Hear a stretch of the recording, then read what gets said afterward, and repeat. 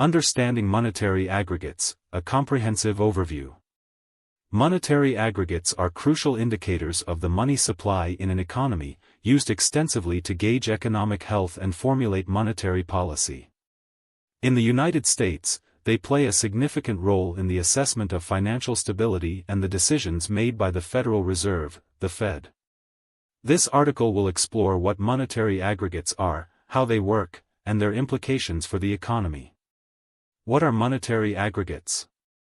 Monetary aggregates refer to the various numerical representations of a nation's money supply. Essentially, they quantify the amount of money available within an economy. The Fed utilizes these aggregates to monitor economic conditions and adjust its monetary policy accordingly. Categories of monetary measures in the U.S. In the U.S., monetary aggregates are grouped into several categories. M0, monetary base. This includes all physical currency, coins and paper money, currently in circulation along with the reserves held by banks at the central bank. M0 is sometimes referred to as high-powered money, HPM, due to its potential to catalyze further money creation through fractional reserve banking. M1, this is a narrower measure that encompasses physical currency held by the public. Demand deposits, funds available for withdrawal at any time, such as checking accounts.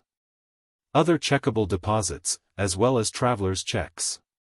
M2 expands upon M1 by including savings deposits, less than $100,000. Money market accounts. Certain types of mutual funds. Other near-money instruments. M3, although no longer tracked by the Fed since 2006, M3 was a broader aggregate that included everything in M2 plus large time deposits and institutional money market funds. Some analysts still calculate M3 to estimate financial liquidity.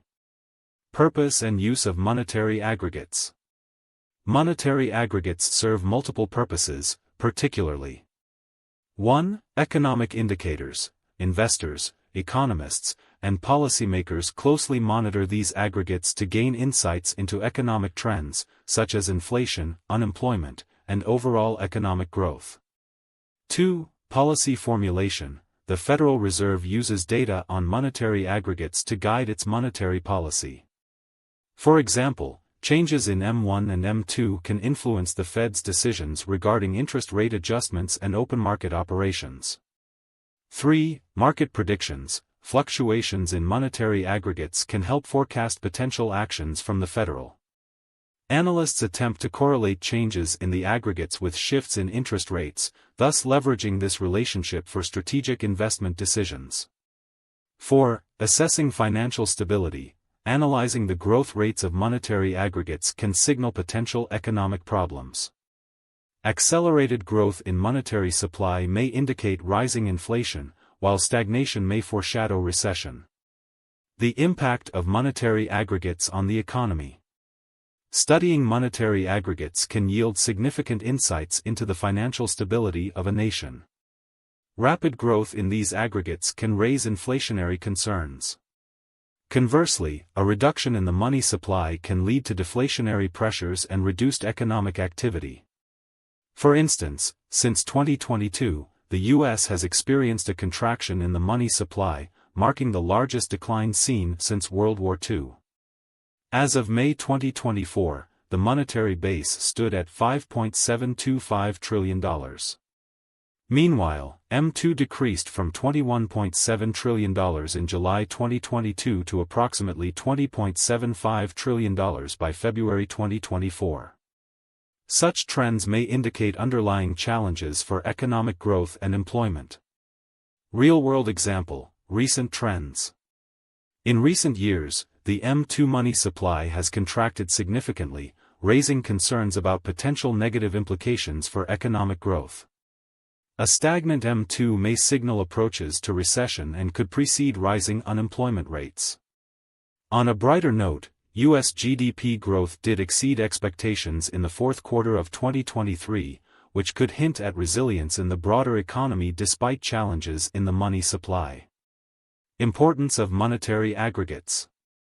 Monetary aggregates are vital for various stakeholders, including central bankers, policymakers, economists, and the financial market. They offer crucial insights into potential inflation and deflation risks, economic growth trends, employment fluctuations, recession indicators, historical context and reporting. The Fed began formal reporting on monetary aggregates in 1944, initially for M1, and later expanded the scope to include M2 and M3 by 1971. This historical pursuit had lasting implications for macroeconomic policy. Where to find data? The Federal Reserve publishes the Money Stock Measures, H.6 release, on the fourth Tuesday of every month, providing the latest and historical data for M0, M1, and M2. These statistics are invaluable for researchers and economists looking to understand money supply trends. Conclusion: monetary aggregates are indispensable tools for assessing the economic landscape. They provide insights into the monetary health of a nation and are integral to the formulation and implementation of monetary policy. As such, they are closely watched by various economic stakeholders to forecast potential developments and inform decision-making. Understanding these aggregates equips individuals and organizations with the knowledge to navigate an ever-evolving economic environment.